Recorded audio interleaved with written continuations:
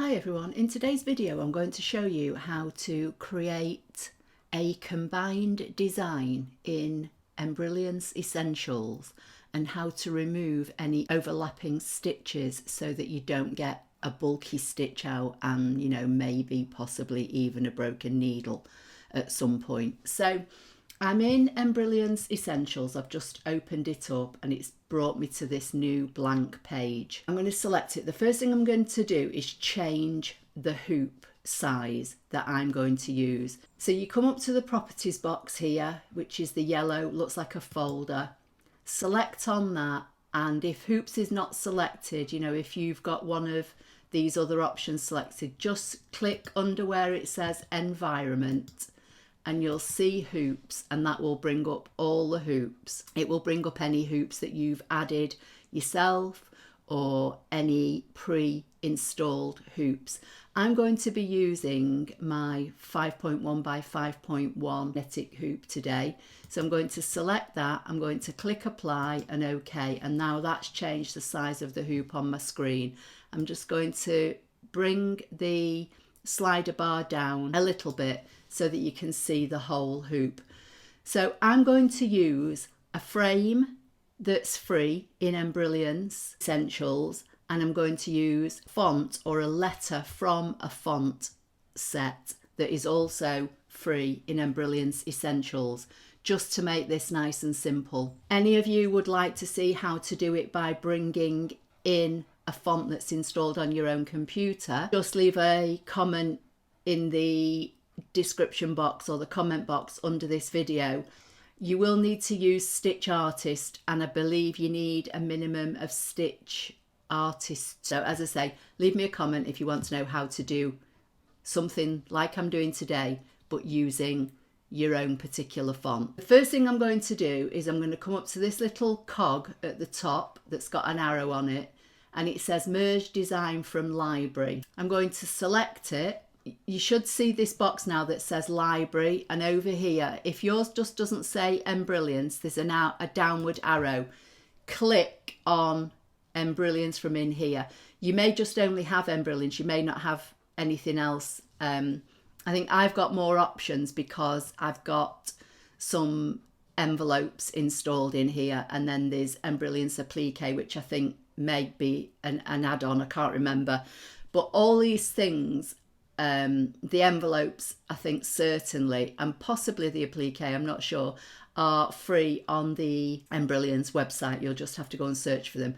But I just want to be under the Embrilliance tab, and then I'm going to scroll down here on the left hand side and I'm going to click on the frames. And if I click on where it says frames 1, you'll see these are the pre-installed, pre-embroidery ready, if you like, designs that you can use that you don't have to do anything to. So I'm going to select this one here that says floral ring, and I'm going to say OK, and that's going to put that design in my hoop. It fits within my hoop because there's nothing highlighted in red down here. If it was bigger, let's just make it bigger, you'll see that the selected size turns red. So I'm just going to undo that. That means if it's in red down here, it means it's too big for the size of hoop you have asked for in your Embrilliance Essentials software. I am going to make it just a tiny hair smaller. Then with it selected, you'll see over here, it's in the properties pane. If you don't see either of these two panes or windows in your Embrilliance Essentials, you need to go up to view, and somewhere under view, mine's under manage views, but I use a Mac, so I'm not sure how yours will look if it's Windows, but I think it's definitely under the view window. You'll just have to kind of scroll through here till you find what you need to look for, and you need to be able to see object view, properties view and status bar. Just make sure they're all checked, and then that way you will see what I have here on my screen. I have done a separate video on my channel about that. It will be in the embroidery playlist, I think it is. You'll see these are all the colours down here that have been made up to make this design. You can change them if you want.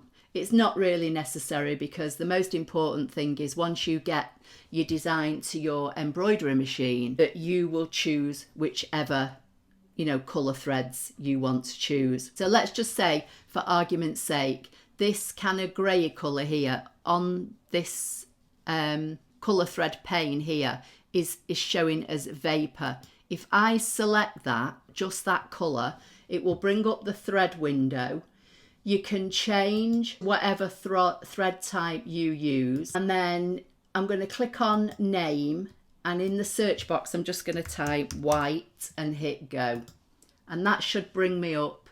It's brought me up an Isocord Poly Ghost White. That'll do for now, and I'll say OK. Don't look much difference, but it says it's white. So I've got the design selected.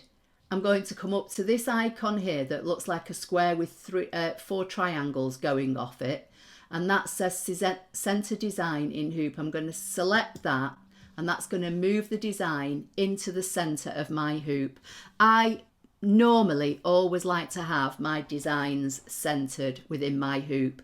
That way, when you bring it over to your machine, usually once you load the design into your embroidery machine, it will come on in the center of your hoop that's shown on your embroidery screen. I've slightly resized the design to fit within the size of hoop that I'm using, and I've got it centered. So now I want to add an initial. I may resize this again in a minute, but for now I'm leaving it just like that.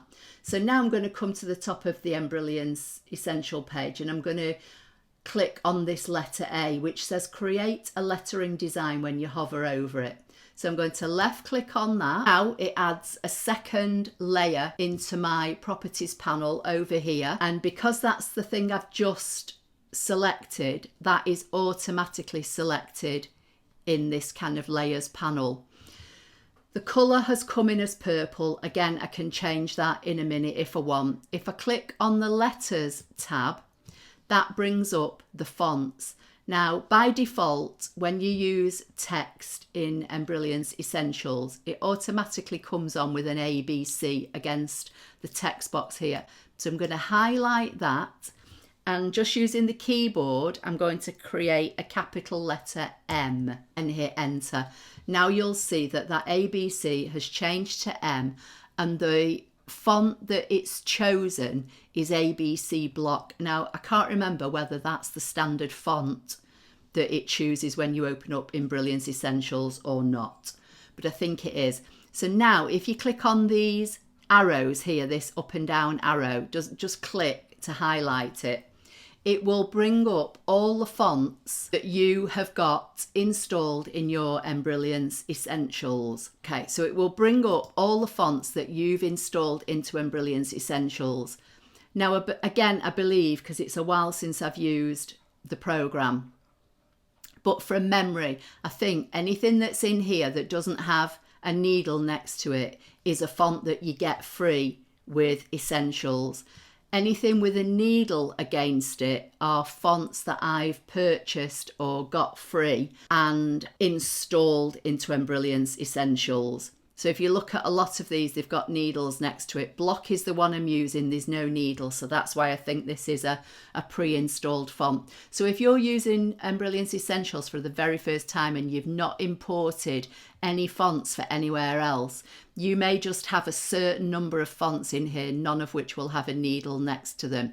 So I'm going to scroll all the way down to the bottom of my fonts, and I'm going to come down to this one called University. Again, I think this is a pre-installed free font with Essentials. So now you'll see that my letter M changed. Okay, so I'm going to, I'm just going to drag it out from a corner. So if you're used to seeing any of my ScanNCut videos, you'll know that normally most designs have boxes around them. And if you drag from a corner, so any one of the 4 corners, it will adjust the size of whatever you've got selected and keep its aspect ratio. So it will keep it in proportion. So if I drag from a corner here, you'll see that it keeps all this in proportion. If I select it again and get the boxes, if I choose, say, one of the horizontal boxes and drag it out, it will drag out or shrink or make the design bigger or shrink it, okay? And the same with if I do the top, I can make it taller or shorter. So I'm just going to undo all that for now, and I'm going to position this within my frame, and I am going to make it a little bit bigger. Again, if I wanted to, you know, make it tall and skinny, I could drag it in from a side. I'm going to leave it like that. So the letter M is on top of the frame. If I wanted the frame on top of the letter, if you come over to the properties panel on the right hand side and select the frame and then right click and say move last, it puts the frame on top of the letter. But I think I prefer the letter on top of the frame. So I'm just going to select the frame again and say move first. That basically means that the frame will stitch first, then under like layer 1 if you like, so design 1. Once the frame's done, it will then stitch the letter. Like I say, it doesn't really matter what colours you've got selected here. If you're new to Embrilliance and you want to know how to change the colours, then I'll just run over this quickly. So I'm just going to click off for a minute. So my letter M is in purple here, which is shown down here in this colour pane. So if I select the purple, this will now bring up all the different thread colours that Embrilliance Essential gives you. If you know the colour that you want to use, you can type its number in here and make sure you're on the right, you know, thread that you want to use. You know, let's just say you want to use Marathon Poly, for example, and you know the number is a specific number. You can click on number and type in its number. Let's see if I and type go. Maybe that's not a Marathon Poly number. Let's see if it will change under anything else. Let's try Isocord Poly. Okay, so Isocord Poly 2550 is a soft pink, apparently. So, you know, you can do that, or you can just click in the box. In the search box, you can type blue and go, and it should bring up anything in blue. Again, I'm still on Isocord Poly, but, you know, you choose anything. You don't even... It doesn't really matter, as I say, because you can change the colours once you get to your machine. So I think for me, I'm going to use this spearmint, and you'll see it changes. If I make it green, it's changed to green. So I'm going to make my letter M blue for argument's sake in spearmint and say OK. And you'll see now in the properties box, it's changed. Let's just say I don't like these leaves in this dark green. I'm going to click on the green and I'm just going to choose a lighter green from this colour box over here, and that's changed those. So that's kind of how you change your colours. Again, I'm going to drag an imaginary box around everything, and I'm just going to say centre in the hoop just in case anything moved. If I saved this now as a stitch file and sent this over, or put it on a USB stick and installed it into my embroidery machine, I'll show you how it would stitch out. So I'm coming to the top of the Embrilliance Essential page. I'm hovering over where this needle is. If you hover over it, it says Stitch Simulator. I'm going to select it, and that brings up the simulator. You can press forwards and backwards, or, you know, speed it up here using these controls, but I'm just going to use this little toggle that's at the start of this white colour. Remember, I've got the floral ring set as my first design, and that's why the white's coming up, because it's going to stitch the ring first. So I'm going to drag this along. You can see how it's stitching. It's stitching the complete circle apart from the gap on the left hand side where the flowers and the leaves, etc., are going to go when I move into the next colour. Can you see? Keep going. It's going to stitch the colours, the centre of the colours, then it's going to move into my blue, into my M. Now, this frame looks like it's some kind of satin border, and my letter M, if I select on it and go to stitch, is a tatami fill. This is all, as I say, border stitching, and then the letter M would stitch over it. Now, anywhere where this letter M overlaps any part of this other design, in other words, this frame, you'll have like stitches on top of stitches. And depending on how dense your design is, that can get problematic sometimes when you're stitching, you know, stitching stitches over stitches. It can, you know, maybe give you a thread break or something like that. I'm just going to go back to the select icon at the top of the page. I'm going to select both designs, and to do this next part, you've got to have at least two separate designs. So the ring is one layer, if you like, and the letter M is another layer. So I've got everything selected now. If I come to this icon here that's like a pair of scissors with stitches above it, when you hover over it, it says remove hidden stitches. If I select that now and go back to the stitch simulator. Now, sometimes I've found that when you do that and you go to the stitch simulator, it's not done what you want. So just go back, select everything again, and then hit the remove hidden stitches. So hopefully it will have done it. I'm going to come back to the simulator. You can see all the stitches again here. Nothing's changed in the colours or anything. I'm going to come back and start dragging this slider along in the white. And can you see now here, it's not filled in, and possibly down here in little bits. I'll keep on going to show you until it puts its like satin border in before we get to the green.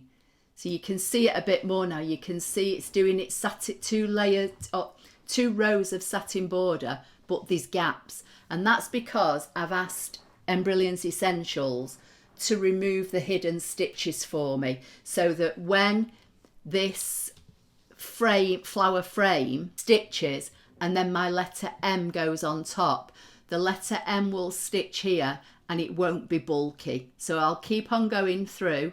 You'll see it's filling in the left hand side now with all the flowers, and anything of the flowers that's going to overlap will go into any stitches that were removed. I don't think there were any on the actual flower bit, but if you look at the M now, I'm going into the M, it's filled in those gaps, go all the way to the end, and you'll see that there are no gaps in the design now. So from here, you want to save your design so that you know that you're saving it with the hidden stitches.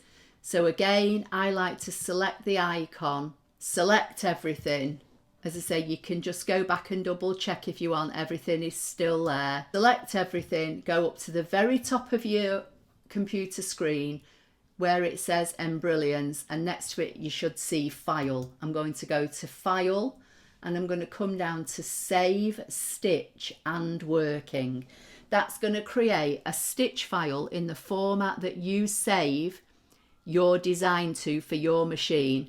And it's also going to create a copy of this file in a BE format, which is the Embrilliance working format. So I'm going to choose that. A dialog box should open for you, and you put in the name here. So for this, I'm just going to type in video, and down at the bottom here, my file format is PES because I use a Brother machine. If you want to save it in any other format, click on the arrow and choose one of the, embroidery options that fits your machine. So maybe HUS for Husqvarna, JEF for a Janome file, that kind of thing. But mine's PES, and that's what I've got selected at the bottom. So because I've got PES selected here, it automatically, when I open the save box, it gives it the name as .PES, and anything before the dot you can save. I'm going to save it on my desktop so I know where it is, and that will create two files. As I say, you're not going to be able to see it properly here, but there's one, and here is the working file, the BE file. So all that I would need to do now is put in a USB stick into my machine, drag the PES file onto my USB stick, extract that USB stick, put it into the machine and stitch it out. And then what you can do is you can, I have a folder on my machine called Embroidery, and within that file or a folder, I create subfolders. So if I want to save both the PES and the working file, I would put them in a folder somewhere on my computer. You don't need to save, you don't send the BE file, the working file, to your machine. You only save or install or send the stitch file that's, you know, been set as your format. I hope that makes sense. So that's how to create a design and remove overlapping stitches, if you like, within Embrilliance Essentials using a font that's already pre-installed in Essentials and a decorative frame that is free from Embrilliance that's loaded into your design library. As I said at the beginning, if you'd like me to show you how to do this using a font that you have installed on your computer that you want to convert to an embroidery stitch file, then please just leave a comment under this video. But for now, I hope you found that helpful. Please give the video a thumbs up if you liked it, share it if you possibly can, and subscribe if you're not already subscribed, and I'll see you in the next video.